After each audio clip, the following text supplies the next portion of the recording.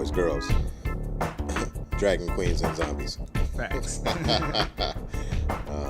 am the one, the only Robert Edward Patterson II, also known as Bobby Patts, also known as Mr. P from the 313, here with...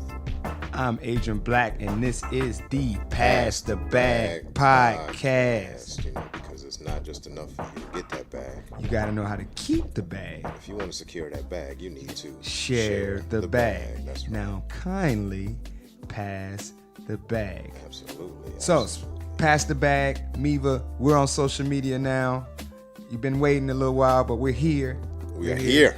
So if you want to contribute to us and keep us afloat, you can go to Patreon at We Are Miva. You can see us on YouTube at We Are Miva. You can check us on Twitter at We Are Miva. And you can find us on Facebook at We Are Miva. And if you have to find us on Instagram, we will be at... A little bit different. We Are Miva. Oh. Yeah. Oh, okay. Yeah. That's nice. That's nice. All right. So our fake sponsor of the day. This podcast is brought to you by HuaQiangBei. HuaQiangBei. HuaQiangBei? Need a drone? Go to HuaQiangBei. Need a phone? Go to HuaQiangBei. Need a camera? Go to HuaQiangBei. How about a desktop, a laptop, a karaoke machine, or a robot chicken? Go to HuaQiangBei. HuaQiangBei, ladies and gentlemen, one of the natural resources of the world, something like the Niagara Falls of Chinese outdoor markets. Really is a phenomenal thing. There's the Grand Canyon. They don't tell you that HuaQiangBei is the southern attraction, like the Great Wall of China. It's like the ninth wonder of the world. Something like that. Maybe it's the 9th and the 10th. Facts. When I was a young Shenzhener and I had just arrived here, I was dropped on my behind, and the neighborhood that I was dropped on my behind in was HuaQiangBei.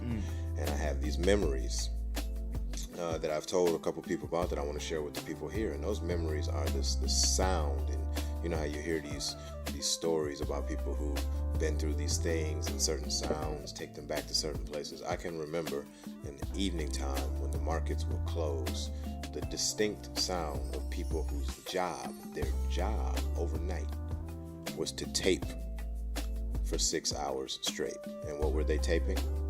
Drones, phones, laptops. Oh, tape the packages. That's right. Because in the morning you can see them all like ants who have dissected the body of something and are carrying it back to the hive. You can see all of the people with their dollies and with their motorbikes between certain hours. We're talking 7 a.m. to 10 a.m. Everyone has been taking everything and has been taped overnight to the places for them to post it. So yeah, HuaQiangBei is this crazy machine. I've never seen anything like it. And I suggest to anybody who hasn't been to Shenzhen, when you come to Shenzhen, there's a lot of things to do. Beautiful green spaces, hiking, lots of things. Go see HuaQiangBei. So I have a HuaQiangBei story as well. All right. I was showering in my apartment in Baisha Joe. Okay. I had just finished with China 2, my second album. Okay. And I put my laptop on the tower rack. Stop it. Because I'm super excited to listen to the music. So I got my laptop in there on the tower rack. I got my external hard drive plugged into the laptop on the tower rack. Right. So I'm vibing.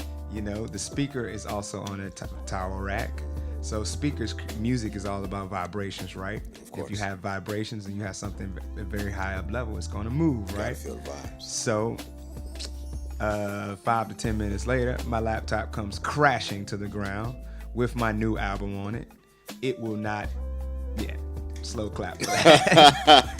It will not open. The screen is cracked. Everything is just, I was distraught. I was distraught. My whole life just flashed before my eyes. Like all this work I put into this album, to this music, it was gone. Right. Well, I thought it was gone, but it's not gone. But why? What happened? What happened? I messaged my friend, one of my friends, my Chinese friend. Her name is Mandy. She's beautiful. She sells shades. Maybe she'll be a future sponsor for us. Shouts to Mandy. Hey, Mandy, we see you. She was like, well, I have a friend in HuaQiangBei that maybe can like help you with your laptop. Note to everybody: get a friend and watch on. Get a friend and HuaQiangBei. Mandy used to work in HuaQiangBei, so she knows all the alleys and the back alleys. Right. Mind you, this is the biggest tech market in the world, so it's not small. It's the biggest tech market in the world. So it's not small, and you will get lost. But she sent me the directions. I went to this guy. I forget his name. Sorry, homie. I forget your name, but I can send you his WeChat contact if you ever mess your laptop up. Oh yeah.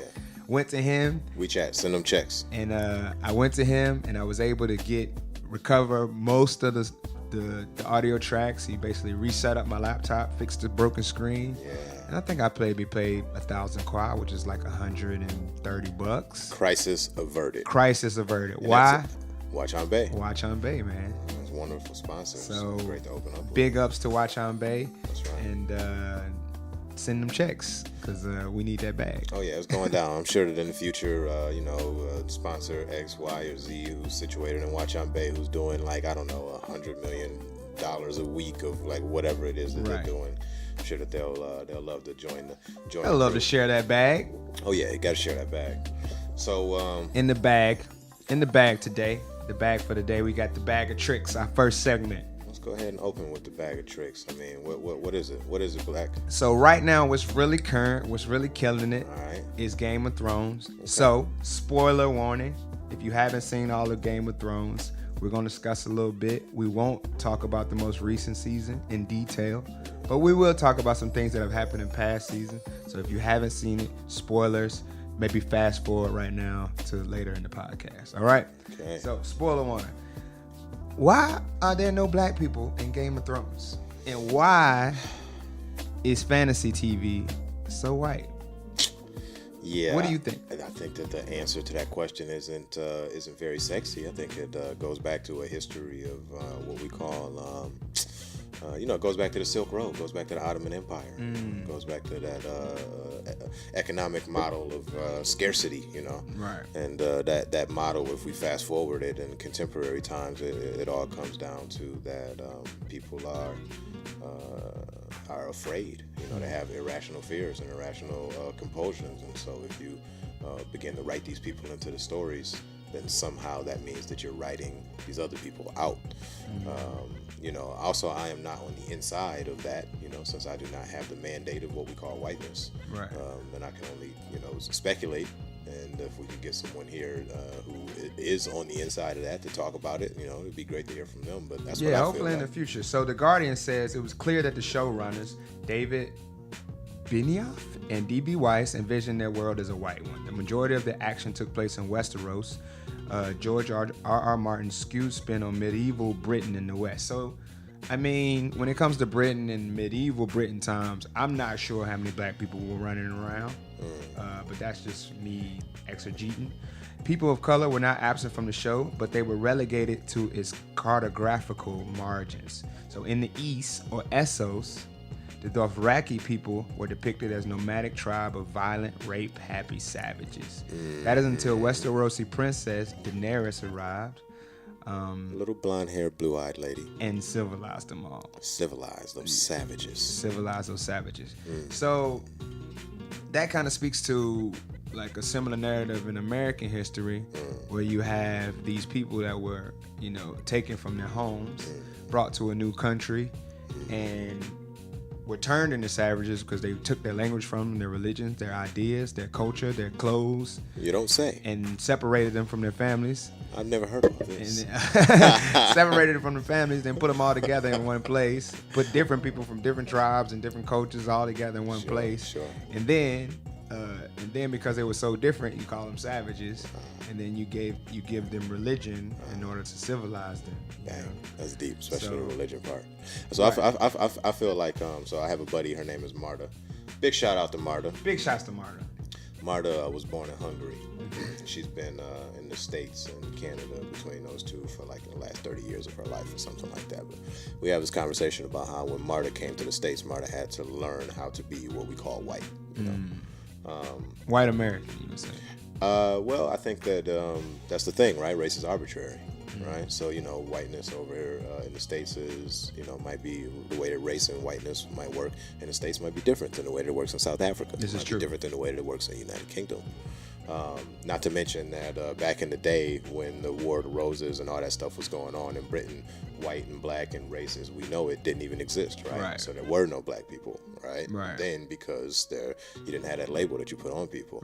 But what I know is that by listening to Marta, we had a conversation about the way that race works. It's always interesting when she says that she had to learn how to be white, right? She would run into these people who had these assumptions about her, assuming that she knew what the rules of whiteness were, and that her orientation of this thing, and that she's always on the outside of it. So it's interesting to see how these writers have written what we would call their whiteness, into the story, and aren't able to suspend that part of their world and write. Why is that not absent from their world, but they bring it with them? And to further explore that idea from another perspective, I was talking to my friend Moro, who runs Black Pats. Check him out on YouTube. Shouts to him. Black Pats. He's from London. Okay. And he's in Nigerian descent. Right. Grew up in London. I think he was born in London. And he says that race, of course, is different there, and it's so different because the people aren't segregated the way they are in America. Gotcha. He said, especially in low income areas, you don't get to choose where you live, as far as if you get subsidized housing. Gotcha. So white people, people of Hispanic and Latin descent, people of African descent, they all in there together. Right. And so your neighbor could be white, black, anything. But in America, it's very homogenized, where you have the black neighborhood, you have the Spanish neighborhood, whether Hispanic neighborhood, whether it be Mexican or Honduran or Colombian, Costa Rican, whatever. Right. You have different communities that they segregate from each other. It's been so segregated for so long. But the issue is, well, that's really interesting. It makes me think about if one of these people from one of these neighborhoods in Britain or something like that, a lower income neighborhood, should grow up and to create some fantasy epic. If that fantasy epic will not reflect what their reality is, which would be a multicultural reality, reality where you're not taking those boundaries and things like that work so well in the States, right? In the States, racism is very compartmentalized and very neat. It's science. Yeah, filed away, or pseudoscience, but science nonetheless. Right. So there's a Forbes piece that argued that even though diversity is important, calling out the franchise based entirely on British history and mythology is completely counterproductive, and ultimately to the detriment of the story. However, Game of Thrones is fantasy. It's not history. The shape of its world is limited only by the imagination of its creators, and perhaps more so its viewers. Right? So there's something to be said about, all right, I get it. It's based in history, but it's not history. It's told there's dragons and magic, I mean, at the end of the day, okay, it's history, but is it really? And but to give Game of Thrones credit, they have the prequel that they're working on now. That's gonna come out, and there are 3 black British actors in there, and then some cite that Daenerys in the 6th season, when she was soul searching, as evidence of the Game of Thrones writers' engagement with a wider debate. So when she was kind of searching her soul for her ideas about slavery and her ideas about being a queen and being a master. It was kind of them becoming more sensitive to this issue. So, well, here's the question. I also feel like, with all that said, there's also the issue of what do you do when some producers or something say to you, the audience that we're going to be reaching is going to be a majority white audience, and they're not gonna, same story we've gotten over and over and over again with anything that deviates from the dominant culture, writing stories for and only about the dominant culture, and the definition of for and about the dominant culture being not inclusive or threatened by the other. Just a little something to consider for next time when we continue the conversation. Yeah. Wait, what? Say it. In the most potentially offensive way possible. Say it. I think Daenerys, the article kind of talks about it, and I kind of agree. Daenerys is basically the embodiment of white privilege, man. The article says she's inches away from being the most powerful woman in the world simply because someone gave her dragons at birth. And the article even goes on to say that Daenerys is Hillary Clinton. Wow. And the Lannisters are the Trumps. I'm not going to touch that one. The dragons are white privilege, and the blue-eyed devil white workers are the alt-right. Oh man, there's so much that's wrong with both sides of this perspective, in my opinion. But I'm not gonna go there. And so, there was one guy that, because we're coming from Shenzhen, some people who are listening here, they might not even know what the alt-right is, right? So, true. Yeah, I feel like we got to be telling the people, if you want to know what alt-right is, you can, brace yourself. I hope that you'll be sitting down and, hit that Google. Yeah, so you feel free to do your own research on that and go into that and what you think. But hit us up on Twitter. Hit us up in our YouTube comments and let us know what you think. Who would you describe the Game of Thrones characters as currently? And how do you think it plays in like your current daily life as far as racially or sexually, as far as like sexual orientation, all of those ideas. This guy was trying to say that the Starks, represent our cousins as far as like black people. Oh, is that right? It? Because he was believing that they refuse to bend the knee no matter what goes down.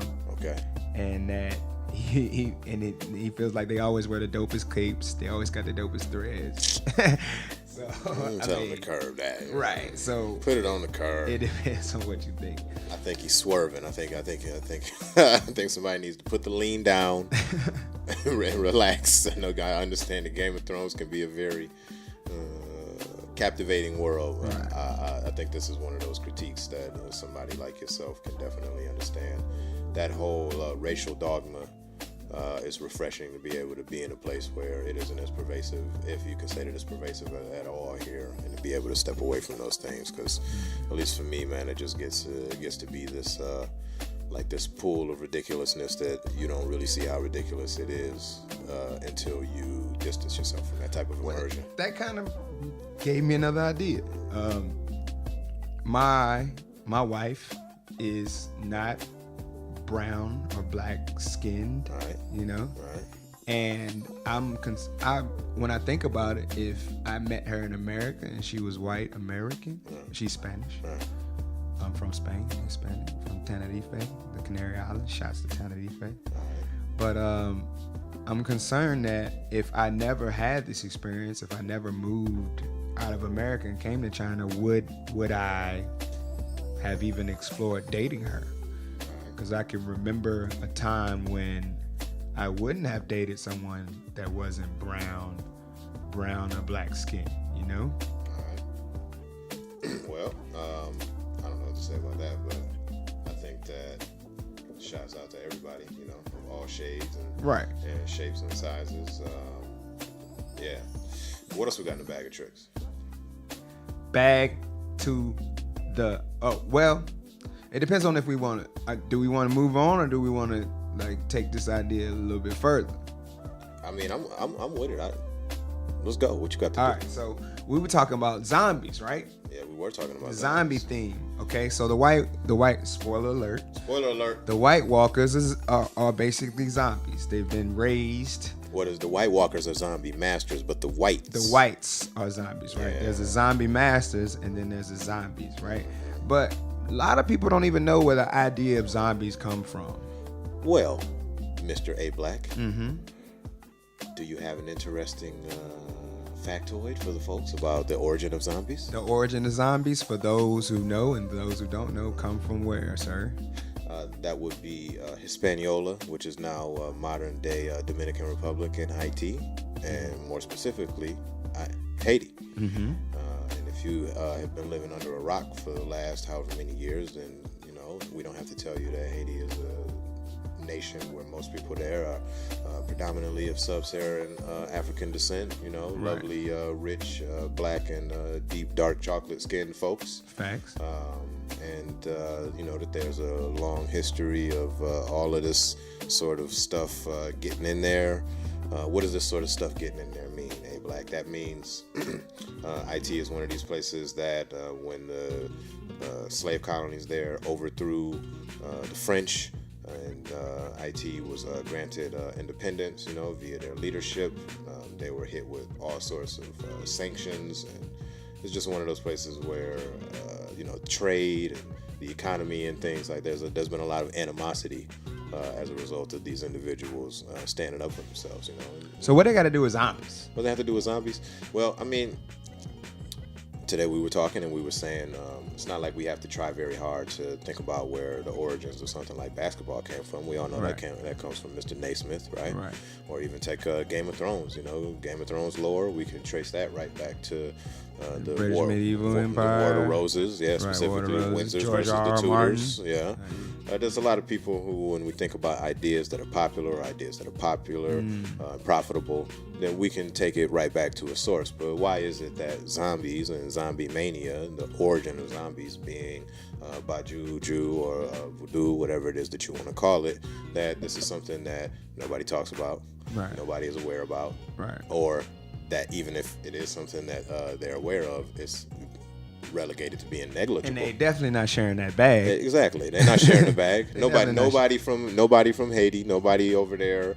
None of these voodoo practitioners, none of these people are seeing anything off of this when they are the place that the legacy originated from. And zombies right now are about as big as what? Anything big? Anything big? You think of like all the television shows based off it by itself? The games, the television shows, the films. We're talking multi-billion-dollar thing here, and none of that stuff goes back to Haiti, which is the place that it all originated from. And how do you feel about other forms of art? Because for me, when I think of that, I think sometimes that things can be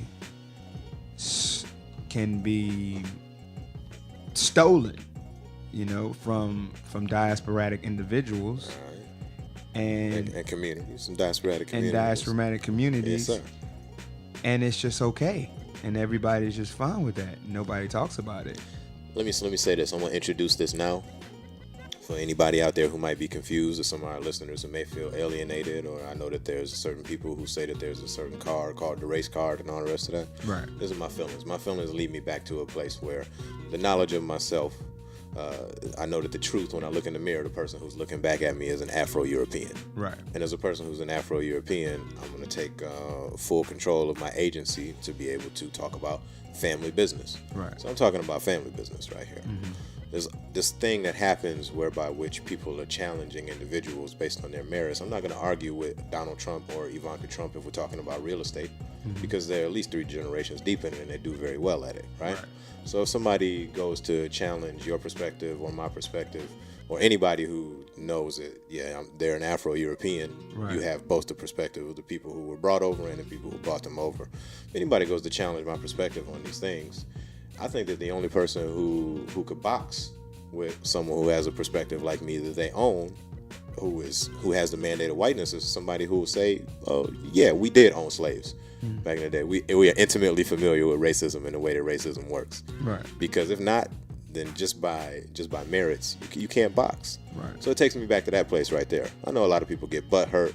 A lot of people don't necessarily. A lot of people who are so-called white folks and so-called black folks don't necessarily have the coping mechanisms to be able to talk about these things. Have intelligent conversations. They want to throw stones and all the rest of that. But what it all boils down to is that you can't box with the God. Right. I'm talking about family business. Well, it comes to, I think, and even the next level, me personally as a Taoist, I think it comes down to fear. It comes down to fear and love, right? Love can be an easy thing to give to someone that's similar to you, but when it's somebody that's different, it's easy to give out fear. Absolutely. And I think the idea of taking ideas and not sharing the bag comes down to fear. You fear that if you share the bag with this person, you share your wealth, you share your ideas, you share the opportunity with someone. There's not enough to go around. Yeah, there's not enough to go around, and that's totally against what we stand for here. Pass that bag. And pass the bag. It's all about passing the bag. There's always enough to go around. Let's go. And so, speaking of going around, here in Shenzhen, we're going to get into our next segment, which is the bag to the future. Take them back to the future. The bag to the future. What is the bag to the future even about? It's what it is that we have these segments of reality where technology and the way the technology changes so quickly. Oh my God, I'm too excited right now to explain what Back to the Future is. We should probably just get into the segment because All right, if not, I'm just gonna Shenzhen stumble readers read the most books in China. This is a survey according to EyeShenzhen. Shouts to them. Adult Shenzheners read an average of Back to the Future. Books. Books. What are those? What are those? Adult Shenzheners read an average of 7.3 print books in 2018, so last year, more than doubling the national average of 2.56 books, according to the 16th Annual National Reading Survey by the Chinese Academy of Press and Publication. The survey, released just ahead of World Book Day, which is last month, April 23rd, World Book Day, hey. said a Shenzhen resident read an average of 11.21 digital books last year, far exceeding the country's average of 3.32 books and ranking first in the National City Residents Reading Index. According to that same survey, Shenzhen ranked first among the cities in the country regarding the City Reading Index and City Public Reading Service Index. In addition to the City Residents Reading Index, Shenzhen was the first city in the country to launch citywide reading activities that had wide influence and satisfactory results. So when we talk about going back to the future, Facts. a lot of people will say that books are a thing of the past. Nah. You know, so when we talk about going back to the future, what year is this? 2019? 2019. Perfect vision. It's better than 2020. That's what the ophthalmologist says. Uh-huh. If you're looking at books these days, then what you're really doing is you're looking back into the past. Right. But this is still 2019. I think that this says an amazing thing about what Shenzhen is. Here we are, the model city in a lot of ways. Some places grown 500,000 people a year in the 40 years since it's been in existence. HuaQiangBei, you have this is the most expensive city in all of China, which has the fastest growing economy on the planet. And there's something here about these people's lifestyle where people are taking the time to do what? They're reading. Oh, yeah. Because reading is fundamental. Reading is fundamental. So, I mean, what was the last book you read? Let's see. Last book that I read. I got a couple of books in my house. The last book that I read was Guyano, Open Veins of Latin America. Yeah, and I got that from Fabiola up in Guangzhou. Big shout out to Global Friendship, Fabi and Rochelle. Facts. Doing great things between Shenzhen and Guangzhou. Yeah. Andres Guyano. That's some. So Open Veins of Latin America is what we would call like a precursor to something like Howard Zinn's History of the United States of America. All right, the last book that I read, actually I read the Tao Te Ching every day by Lao Tzu. So check out my daily Tao on WeChat. So I read that every day, and I have Blinkist, which is an awesome app. So if you want to do more reading, Blinkist is a great app to use. They're not sponsoring us yet, but they will one day in the future. Send checks, baby. So another fake sponsor, Blinkist. Well, basically, Blinkist gives you all the best ideas of a book, and it puts it in a format where you can read it in less than 15 minutes. But that wasn't paper, though, right? That wasn't No, paperback. that's not paper. What's the last paperback book that you read? Last paper book I read. Yeah, see, that Guyano joint that I was talking about. Actually, Mastery by Robert Greene. Robert Greene is one of my favorite authors. He did 48 Laws of Power, The Art of Seduction, and his most recent 50th Law with 50 Cent. 50th Law with Curtis. What's up, Curtis? We see you, baby. What's up, Southside. What's up, Southside? You see me turning up. G Unit, baby. What's up? Yeah, what's up? Vitamin Water. Let's go. You know?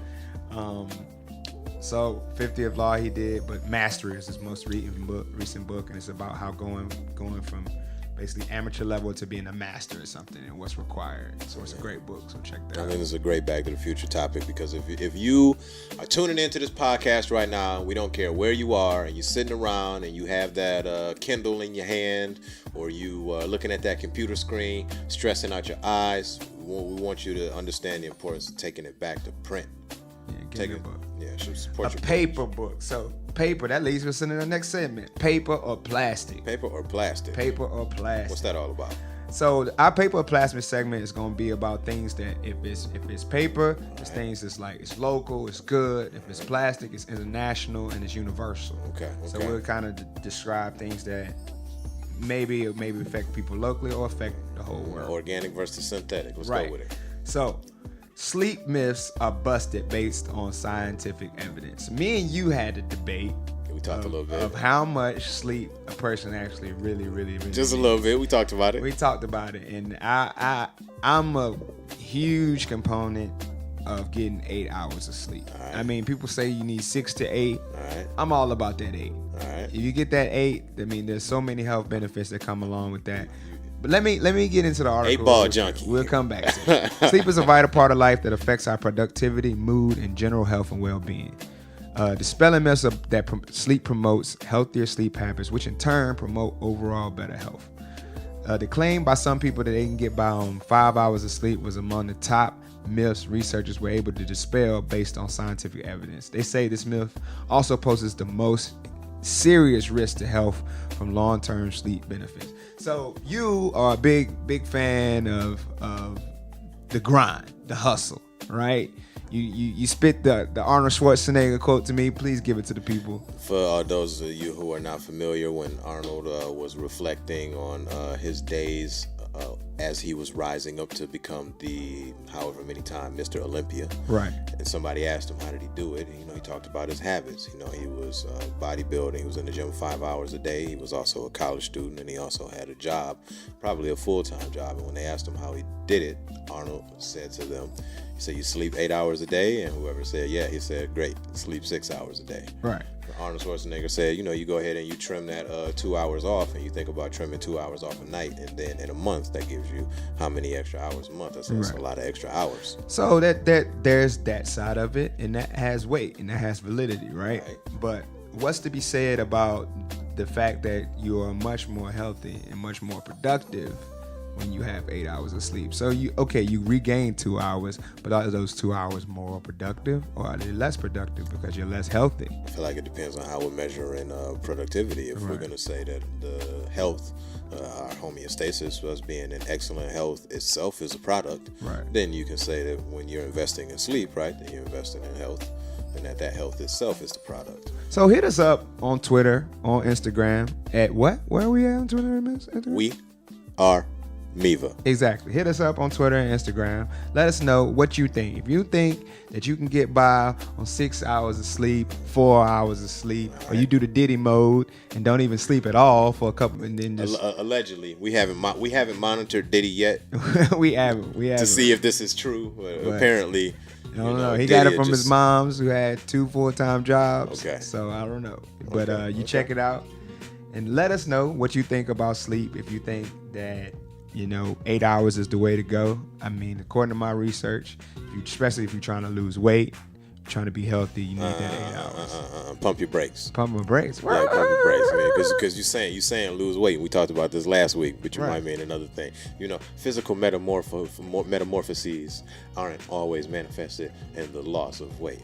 Most people out here, you got to remember, they're not in the culture. So if you're trying to lose fat, you're trying to burn fat. That's right. Lose fat, if you're trying to burn fat, gain muscle. Make some adjustments. If you want to gain muscle, burn fat. You want to change some things. Maybe you want the larger glutes. Right. Maybe you want the smaller waist. Right. Then what you need to do, you need to get 8 hours of sleep. That's my opinion. Hit us up on Twitter. We are Miva, and let us know what you think. Let us know what's in the bag. Okay. So we were talking about healthy people, athletes, which brings us in our next paper or plastic topic. So the organizers of the Tokyo 2020 Olympic Games have come up with a circular solution when it comes to the medals. Athletes who triumph at the Tokyo 2020 Olympic and Paralympic Games will receive medals made from recycled metals. Gold, silver, and bronze are being salvaged from discarded mobile phones and other small electronic devices to form the 5,000 medals that are required. Since a call for e-waste went out from the Games Organizing Committee in 2017, piles of smartphones, digital cameras, laptops, and handheld games have been donated by members of the Japanese public and by business. The target for bronze has been met already in June of 2018. So that's big. Yeah, that's that. We can put that in the paper bag right there. That's big. I mean, wait. Is that going in the paper bag or the plastic bag? That's local and international. Just put that in every bag. That's local and big shouts to the people of Japan. That are Tokyo. We see you, Tokyo. That are submitting like all these digital cameras and laptops to make this happen. Gozaimasu, Tokyo. Right. So shouts to them. Shouts to them for doing something that may seem small, but it's actually big. That's super major. That's leading the way in a way that's just exemplary in so many ways when you think about this environmental consciousness. And in Japan, Japan's not perfect. They have a lot of issues and things like that as far as waste management and stuff like that. But I can tell you that no nation is perfect. Exactly. I can tell you that I'm just ecstatic for that right there, because I hope that that'll be the standard from here on out. Right. You know, and the Olympics is as big as it gets. So when the Olympics does something, hopefully that's a domino effect, and then everybody will go ahead and follow suit. And you know, anybody who's wearing a medal around their neck anywhere will know that came from recycled materials, and wasn't you know, we didn't have to go scarring the earth and doing all the rest of that to get that thing right there. So hit us up on Twitter and tell us what you think, and there's any circular solutions that you come up with tweet baby, that we can use in order to make the world a better place. This next topic, this next segment is a little bit sensitive. It's an adult topic. So if you, again, are a younger audience member, you know, please make sure you have your parents listen to this part first. If you're sensitive to feminist or women's issues, make sure you listen to this, knowing that we're discussing this for the purpose of improving and for community, for health, and for culture. So we have you're a writer. Something like that. You're a writer, Something right? like that. And so when it comes to writing, when it comes to art, language is important. It is. What you say affects how the picture is painted. If you don't cast the spell right, you don't get the right magic. Exactly. So that goes back to what we were talking about earlier, Harry Potter. Anyway, so according to a study, the study was by the Smithsonian. It surveyed 10,000 men from 6 different countries: Bangladesh, China, Cambodia, Indonesia, Sri Lanka, and Papua New Guinea. Around a quarter of all men admitted that they've sexually assaulted a woman, reports to the AP. And in most cases, the victim was their wife or girlfriend. But 1 in 10 said that they raped someone who wasn't their partner. The study found the key to getting men to open up was that they were not specifically asked about rape. Instead, they were asked in sideways ways, where they were asked with different language. The word rape was not used in the questions, but the men were asked if they had ever forced a woman to have sex when she wasn't willing, or if they'd ever had forced sex on someone who was too drunk or drugged to consent. So in the study, the guys were a lot more open. Maybe if they would have used the word rape. It's a buzzword. It's a dirty word. It's a dirty word. Why is that? Well, I mean, think about this. In terms of the things that you can be where your humanity is taken away from you. Now, in the States, we're used to this, okay? If you've been convicted of a crime, now you're a convict. If you were ever a sex worker, no, you got to be a whore. If you... you know, were collecting trash or something like that. There are all of these things where, you know... Or if you're trying to support your family by doing something that's illegal. Absolutely. Then you have to be a criminal, right? So there's these tiers. Labels. There's these tiers where people are dehumanized. And I think that what happens, especially with rape, is that many cultures at large, but most of the people are at the tip of the spear, they haven't really come full circle and allowed for spaces where individuals who have transgressed in this way have an opportunity to be able to still keep their humanity, even though this may have been something that they've done before, right? So now, if you've ever committed rape, then you have to be a rapist. And if you're a rapist, then you're there's a difference between Ted Bundy, okay, who's, choking women to death, picking up prostitutes and all the rest of this, and a person who didn't grow up with education about consent and how to drink responsibly, and isn't educated about how to socialize with women or to get this result. These are two completely different things, but they're treated like they're the same thing. Right. If someone says to you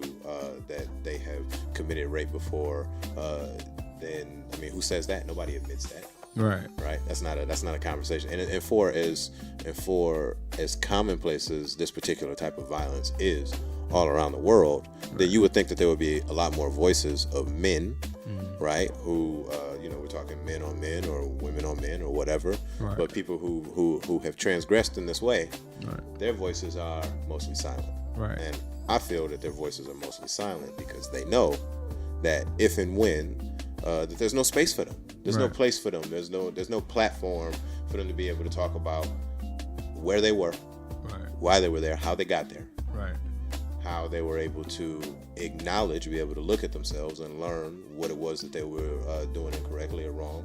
Right. Be able to make it to wherever it is now, where they would be in that reflective space, Right. and to be able to take that thing and put the preventative medicine down by sharing all of this type of stuff. So That's part of why. I was watching this crazy show, this crazy Netflix series called 13 Reasons Why. If you ever get the chance to check it out, check it out. Netflix, check flicks, send us some checks.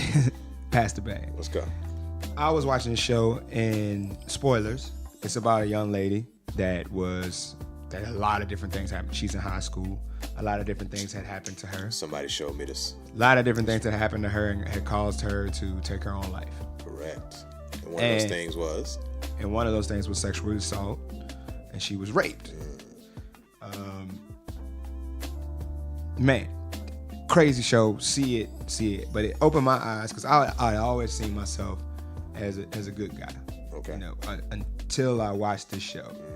And then I realized that there was something I had done in high school that was basically, it was horrible. I don't even know the word, the language to use. Sure. I definitely didn't, physically assault anyone. I will put that out there. I definitely didn't physically assault anyone. I didn't, put my let me say this. stuff into somebody else without their consent. Even you not having the words to describe it is part of the problem. Right. So let me continue because we're creating a space where we want us to be able to talk about our faults Twitter, y'all know what and to what do. we did wrong. So tell me on Twitter what you Facebook. think about my particular situation. There was my friend, I won't say his name, I won't say any names in the story, but my friend, he was webcam chatting with a young lady at my house on my computer. This young lady sent a video of her taking off her top. Okay.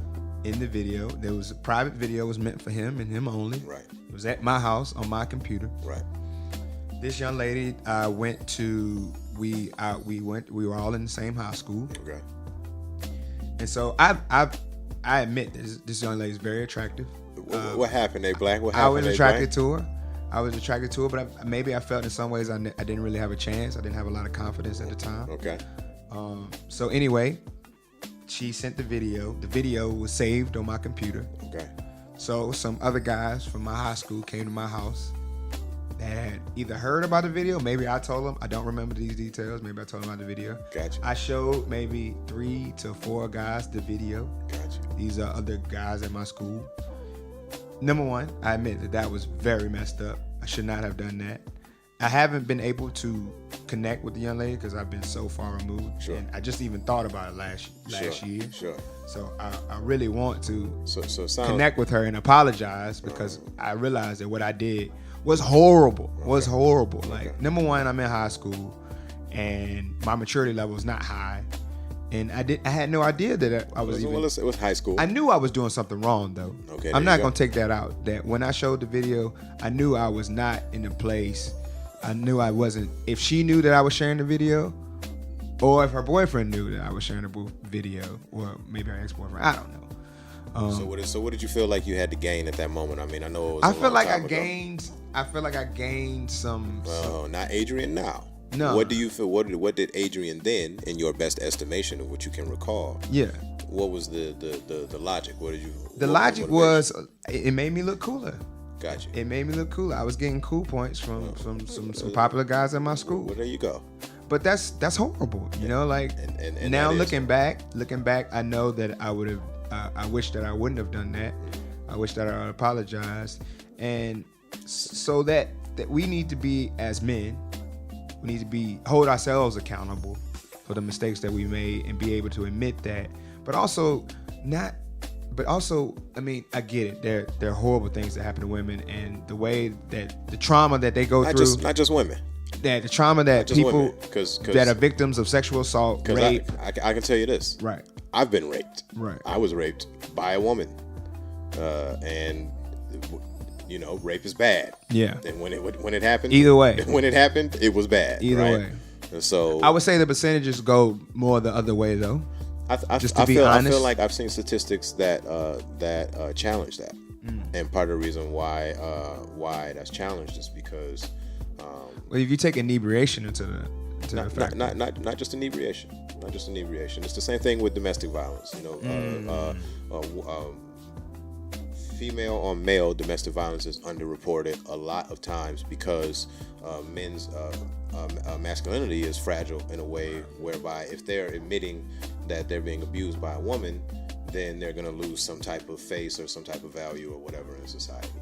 So a man reporting that another man has sexually assaulted him is probably, and we know how small those numbers are, that's probably more likely than a man reporting that a woman has sexually assaulted him, let alone for that to be something that is habitual, and the reason some type of environment where this person is a repeat victim. Shout out to all the survivors. Right. We bring this up because we both know women who have been sexually assaulted. Oh, I mean, we all do. Listen, we all do. Let me say this, and this is one of the torches that I bear. This is one of the flags that I fly. As a person as a diasporatic person from the States, as a person who's Afro-European, my lineage is of people who were trafficked for free labor and to be raped, and of the people who trafficked them. Right. So because I'm able to face that reality every day, when I look at myself, I look at that reality in the face. I'm able to talk about this stuff all day long. And a lot of people aren't because they don't face that reality. Right. So what I understand that that's inside of me. Right. But I can be in it and not be of it. So we want here at the Pass It Bag, we don't want these issues to be swept under the table. We want to be able to create a dialogue. So if you feel comfortable sharing any of your experiences with us, hit us up on Twitter. It's an ongoing conversation. It's an ongoing conversation. We want to talk about this with you guys, with everybody. Absolutely. Not guys or gals, but anybody. So let's just move on to our last segment for the day. What's in the black bag, my friend? In the black bag. So we got the Bobby's bag. Bobby wanted to bring up an issue that was important to him. All right. A little bit lighter issue that's important to me, but it hurts me to my heart. It hurts me to my heart. I am a LeBron James rollie. Right. If I ever you didn't burn the jersey? Nah. You didn't burn the jersey, fam? Never. Oh, okay. If I'm walking on the street, a lot of people out there was burning the jersey. I just want to say this. If I'm walking on the street and I see LeBron James drop his sweaty A-shirt, T-shirt, I'm picking that joint up and I'm gonna sniff it. Right. That's how I bangs with the man. You know what'll probably happen is it'll probably cure some ailment or something like that you've been suffering from. I mean, you might even grow a couple inches, exactly. just on impact. Pheromones will hit you and just unlock your DNA. He grew 9 pounds in 1 hour. We talked about that in the last pod. But LeBron James missed the playoffs for the first time in 1,000 years. And even though this is old news, it's relevant news because it's relevant to us because why is it relevant to us? Come on. Listen. We talked about this a little bit and we're sharing this conversation with you now. This man was a child. Yeah. And he was housing men who had, some of them, 10 years experience. And if you don't know what housing means, it means he was abusing on the basketball court. I'm thankful for the YouTube. Shout out to YouTube. Send us a check. That you can go back and you can watch LeBron James' first NBA game. Right. If you go back and you watch Kevin Garnett, who came straight out of high school, or Kobe Bryant, who was drafted straight out of high school, and a lot of people will argue that Kobe should be placed above LeBron. Kobe's first NBA game, he was not the best player on the floor. Right. Same thing with Kevin Garnett. And these two guys are the only other ones who were drafted out of high school who are even in the conversation. Well, that we have video of because that's Moses Malone. Well, yeah, Moses Malone. You can take them. But for you to be 18 in your first game in the NBA, for you to step on the floor and the first game and all season, right, be the best guy who's out there on your team at least. Sure.